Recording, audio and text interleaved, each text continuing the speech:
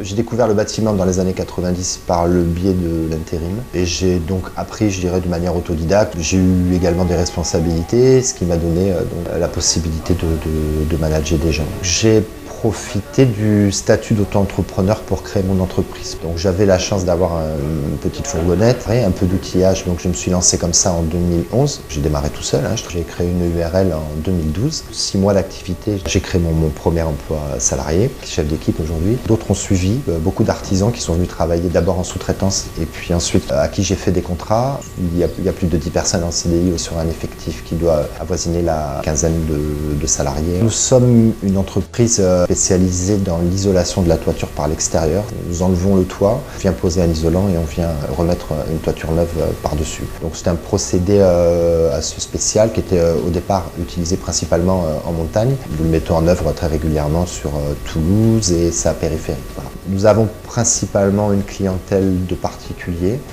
Évidemment, nous travaillons pour quelques apporteurs d'affaires qui peuvent être des syndics, des agences immobilières, des architectes. Nous avons décidé de former les jeunes. Je pense d'abord parce que c'est notre devoir.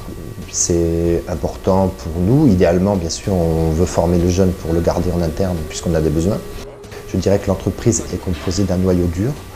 J'ai tout d'abord la personne qui va s'occuper de tout ce qui est administratif, c'est Anne-Frédéric qui est derrière moi. Et après sur le terrain actuellement, j'ai 2 équipes avec 2 chefs d'équipe principaux. Je ne pensais pas avoir un tel développement aussi rapide. Ça mérite effectivement réflexion, d'être prudent. Mais néanmoins, ça ouvre aussi des perspectives. J'ai démarré mon activité depuis mon domicile en 2011. Nous avons pu fonctionner comme ça pendant 2-3 ans, en agrandissant le garage en fait. Il y a 6 mois, nous avons déménagé dans ces locaux. On s'aperçoit qu'on est un peu à l'étroit. On souhaite donc acquérir nos propres locaux pour avoir vraiment un espace de travail qui corresponde à nos besoins.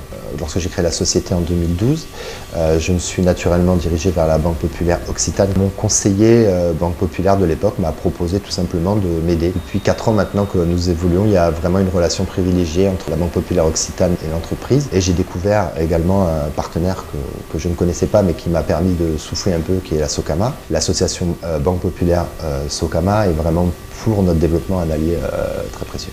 Donc peut-être qu'on va pouvoir continuer à avancer dans ce sens, être prudent, on va se former.